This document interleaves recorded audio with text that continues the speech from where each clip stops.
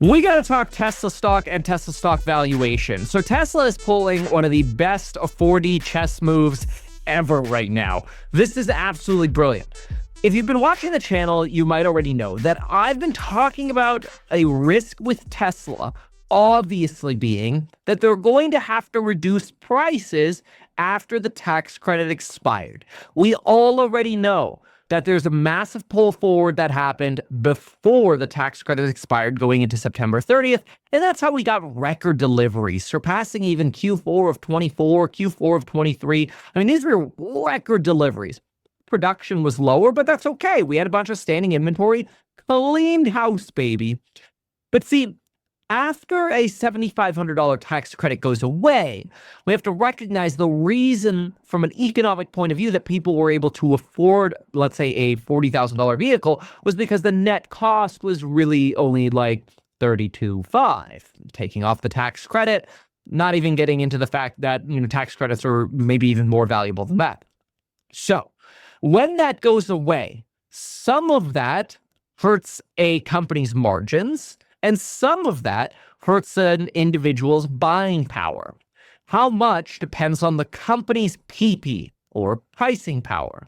The bigger the company's PP, well, the less it affects them.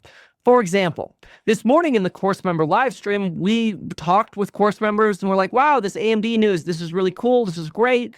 But is there a risk that this AMD deal is a sign that AMD just has smaller PP than NVIDIA? And there's really nowhere you need to go further than the actual NVIDIA and AMD income statements to determine that, yes, AMD has substantially smaller PP than NVIDIA. Now, that's not to say we should be bearish on chips, although we were pretty convinced that the top was in this morning in the course member live stream. It is to say that NVIDIA takes 5 times as much money as AMD to the bottom line, and that is a sign of pricing power. Their gross margin is like, AMD's got like roughly half of the gross margin that NVIDIA does. That's a sign of PP, pricing power. So what happens when you take away a $7,500 top line incentive? Well, a company like Tesla is probably going to have to reduce prices. The problem is reducing prices does not reconcile well with stock price up. And Elon wants stock price up. We want stock price up real big. We want big PP. Okay. How do we get more car sales at lower car prices without suggesting that prices for cars are going down? It's simple. More affordable model. What a surprise. What a surprise that just 3 days after, literally you can't make this up, 3 days after the tax credits expire, what happens? They drive a Model Y around Giga Texas without any camo on it that is a more affordable version. Folks, people try to make this look candid. I don't think people accidentally saw this Model Y driving around and Tesla's like,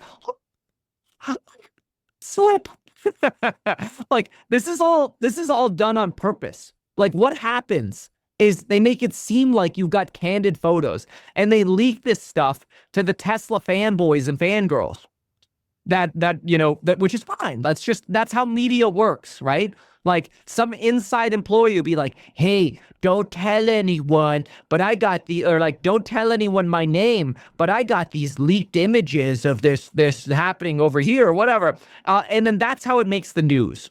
So that's how Tesla can unofficially engineer news by utilizing other people who cover news for Tesla as their leak conduit. And then Tesla go, oh, how come they took the car out without camo on it? Oh no, this is horrible. It's all by design. It's by design. This is how Business 101 works. And this is purposely a 4D chess move because it is an opportunity for Tesla to say, we are lowering the prices of our cars, except rather than the stock market going, oh, PP small, they have to lower the prices. The stock market goes, hell yeah, more affordable vehicle. Except it's not a different vehicle. Like, I would love if they came out with a big van or a robo-van or whatever, right? It's fine. It's not going to happen for a while. I'll be stuck with a Mercedes Sprinter van or a Ford Transit or whatever for all my 7 kids.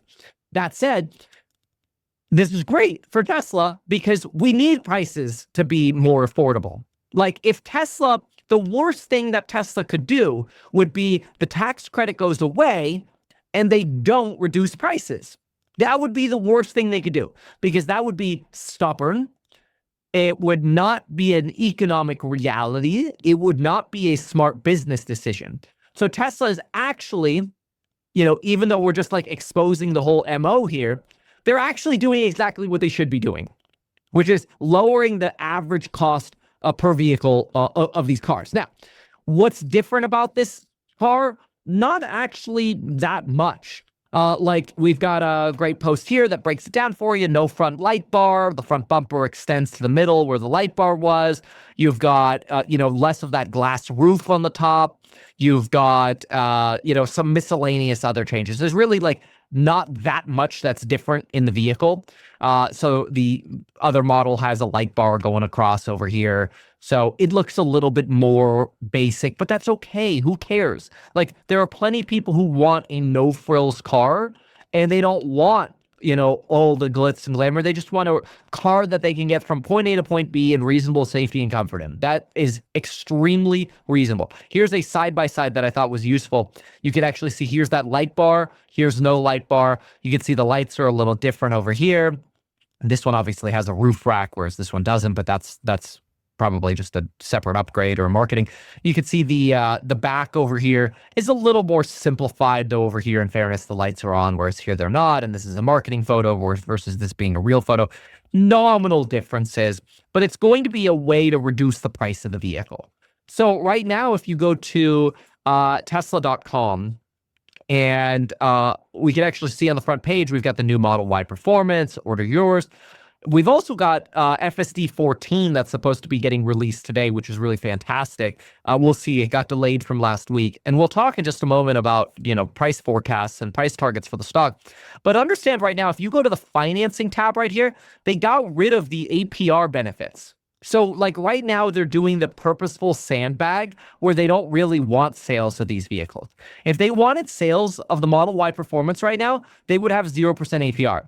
They don't want sales of this because they're probably shifting production from the more expensive Model Ys, which they just cleared the inventory out of. They're probably shifting production to the lower cost vehicle. And then tomorrow, 10/7, they're probably going to announce the lower cost vehicle. And I bet you they will also have special introductory financing. It'll be like 0% APR or whatever. I mean, look at this. Why is the long range rear wheel drive 3.99 and the performance 5.14? It's because they don't want to produce as much of the performance. It's all based on inventory, supply and demand. Very simple, right? Let's go to the Model 3 here for a moment. And let's go to order now on the Model 3. Financing offers here, $299 on the Model 3. They print these for days. They want to incentivize these. Look, they'll give you any model of the Model 3. They print these. So they're incentivizing production there or sales there. Now, and you can even see the banner, $299 APR. I expect that when this new model comes out, you'll probably see a combination of intro financing and a substantially lower price. Now, that lower price on the Model 3, my expectation is you really want to see this probably be under $35,000 on the cash price. The problem is I don't think it's going to happen. So I would my best case scenario is under 35 for a no frills Model Y. Best case scenario. Probably not going to get it. It will probably be a $39,000 vehicle, which if you think about it, that kind of makes sense. $45,000 minus the $7,500 tax credit leaves about $24.99 between where the new price is and where the old price is. And now you could kind of justify getting a Model Y without the tax credit because it's the more affordable model and it's still roughly nearly the same price. It's about $24.99 more than it was previously. That's my guess as to where they'll go. If they go all the way to 35, it's a sign of pricing power, okay? So this is how you can actually help deter, or you yourself can figure out how much pricing power Tesla has. So I'm going to write you a little menu here. Okay, so this is your playbook for tomorrow. Playbook for tomorrow. All right? So if price 39.9, Tesla pricing power equals 24.99 on Model Y. We're assuming zero value for the fact that you're getting a, cheaper car, because honestly, most people don't give a flying hootie that, it doesn't have the full light bar or whatever. Most buyers aren't going to care. They're going to be payment sensitive. They're like, I just want the Tesla. I want FSD, whatever, right? Okay. If the price comes in at 35, then Tesla's pricing power will actually be negative $2,500 on Model Y. That means you've now net gone beyond the tax credit. And then obviously you've got neutral pricing power at 37.5 for the affordable model, right? So if they really want to ramp sales, you go 35. So this would be an actual price decrease and would be great for sales volume.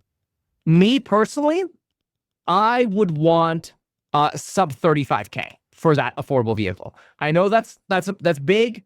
It's going to hit margins, but it's going to get us volume. It's going to get Tesla back in that momentum, okay? Back to momentum of growth following surge of tax credit buys, right? And that's what you want. You want to incentivize that momentum again. Keep this puppy going. Keep these factories cranking. That's what I would personally love to see this. I don't think they're going to do this. I think they'll end up going incremental. And this, in my opinion, would be bad, like worse for the stock. This is worse for the stock because you are still net price increasing buyers, following the credit, right? So near term, this would be, I should say, long term, stock longer term, right? Because we want volume, and we're not going to see that volume really level out until, the next 12 months really on a new model. Okay, good. So all that said, let's now go into our Tesla sheet, which has been a minute since we've done our Tesla sheet.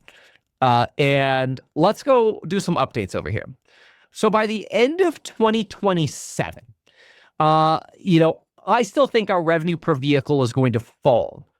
And I'm going to reduce this even more now since we don't have the credits. And we've written some notes over here as well already about reducing the revenue per vehicle. But I honestly think we're probably going to get down to an average rev per vehicle by the end of 27 of about 30, honestly, probably 32, 33 even. I'll call it 33 even. Ideally, we get to 4 million vehicles in 27. Okay, now we're going to go, we've got revenues, service, energy. Energy, this is probably going to get hit. I'm going to write a little note here, reducing from 26 bill due to Trump cuts to Dem states. This is where you're going to see some energy hit. This was supposed to double from 13 bill. I'm going to actually take this down to 20 billion because I do think we're going to see a real loss of mega pack buyers, unfortunately, as not only the solar panel credits expire at the end of the year for solar panels on residences, but also we end up getting, unfortunately, lower city buying.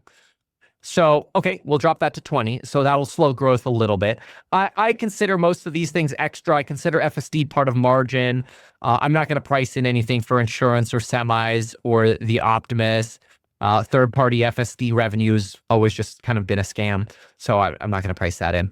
So I'm going to go with margin. So margin, honestly, is probably going to be closer to 85. So our expense margin, 85. Because right now we're operating, let's look at the last sheet. I think we were at like 15.7. So this was our previous sheet. In the previous shareholder deck, we could see X credits we wrote down 15% still good. That's what we want to use now. And we're going to have potentially some hit due to advertising. We assume potentially a 1 percentage point gross margin hit due to advertisements. So let's throw in 1% as well for ads. Let's go 14%. Even though that ad section will be coming out in SG&A, I'm going to go ahead and throw it into gross margin.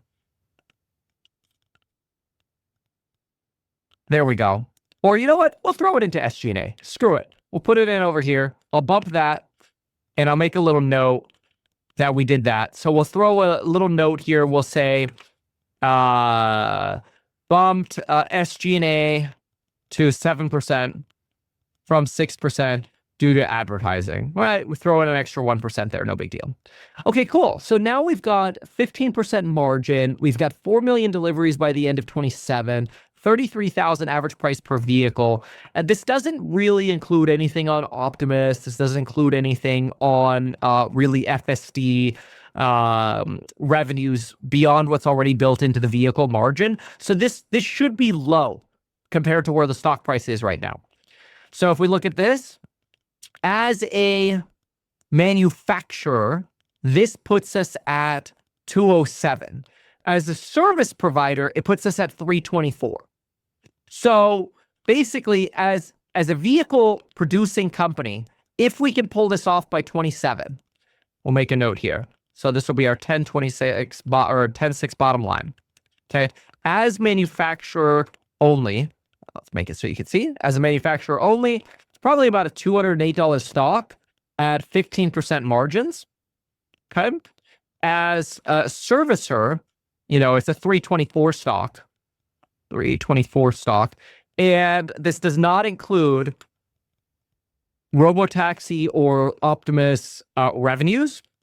So basically, the delta between the stock price today, you know, let's say stock today, 450, the delta or the difference between the two, the targets and the stock price equals Optimus and Robotaxi hope, basically. That's what's being priced in. So it's interesting. It gives us a little bit of guide in terms of where the stock is fundamentally. I think if you could get these margins up again, I don't really think you're going to get off this, but if you could get back to, you know, 18% margins, let's see what that looks like. If I could get to 18% margins, we would actually move to about an extra $50, $47. As manufacturer only at 18% gross margins, $255 at 15% gross margins. And if I go servicer with those margins, will be almost $400. So $397 with 18% gross margins. So it shows you, even with higher gross margins, the market's definitely still pricing in a lot of enthusiasm for other aspects of the business that are hard to put a handle on right now. But I'm really optimistic about the pricing tomorrow. I want to see what happens with the pricing. The lower, the better. That's my vision for it. Lower the better, because as I always say, I want this company to be printing cars again. So that's my reaction to what's going on with Tesla. Why not advertise these things that you told us here? I feel like nobody else knows about this. We'll try a little advertising and see how it goes. Congratulations, man. You have done so much. People love you. People look up to you. Kevin Paffrath there, financial analyst and YouTuber. Meet Kevin. Always great to get your take.